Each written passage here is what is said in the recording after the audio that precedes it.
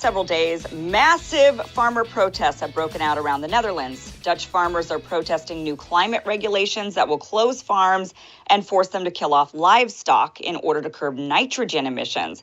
In response to the new regulations, which I'll explain in a moment, thousands of tractors and trucks blocked roads, distribution centers, and parts of the German-Dutch border. Fishermen have joined in on the protests and begun blocking ports.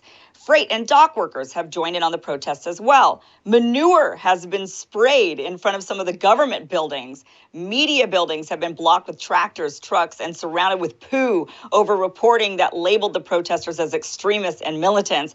There's talk of airports soon being shut down due to the blockades. Essentially, the Netherlands could come to a standstill. Something has clearly gotten these farmers very angry. So what are these regulations exactly?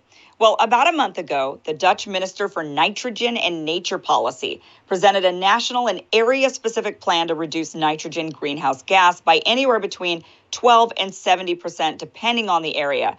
The farmers in the most regulated areas would essentially be put out of business. And the Dutch government even recognized this when unveiling the plan, saying, quote, "There is not a future for all farmers within this approach."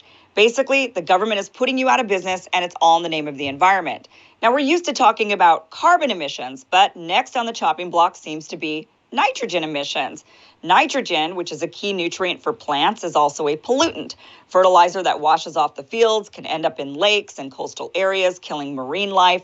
Airborne ammonia from things like power plants and engines contribute to smog and other environmental issues.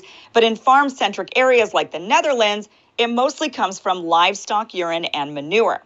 Now, in order to reduce nitrogen emissions, you would then have to reduce livestock.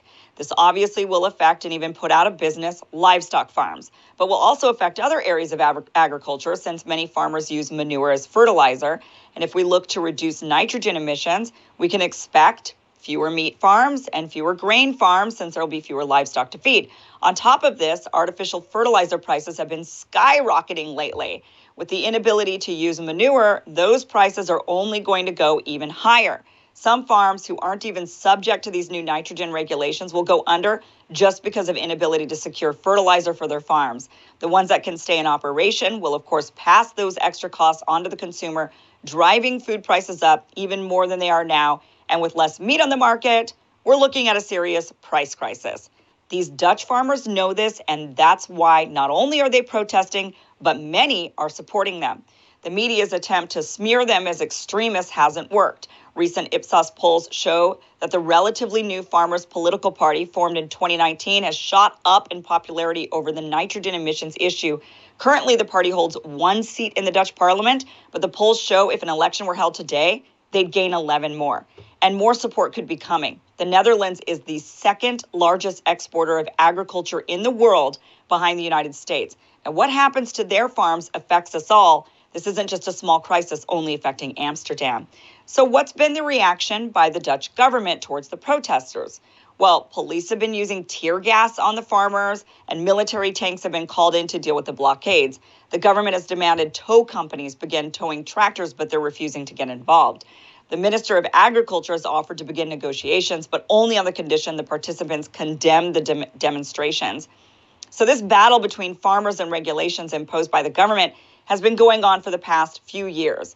In 2015, the UN unveiled its 2030 Agenda for Sustainable Development, and in it are aggressive actions to curb climate change. In order to meet the metrics, the Netherlands has been ramping up regulations despite farmers saying they needed time to adapt and to go slow or they will go out of business. The government initially agreed, but then climate activists soon sued and won. As a result, the government has had to go more aggressive against the farmers despite the consequences. And regarding climate metrics, the regulations have worked. The country's nitrogen footprint has decreased over the past 5 years in a row, but not because the farmers are adapting. Instead, since 2017, the pig population has been shrinking because the government has been paying farmers to close their businesses. With the latest round of tightening of regulations, the Dutch government has announced more multi-billion-dollar buyout arrangements, but has also stated they will expropriate the land from farmers who do not comply. They'll take their land. As farms shut down due to either regulations, the government just taking them, or rising costs, we can expect the looming food shortage to get even worse.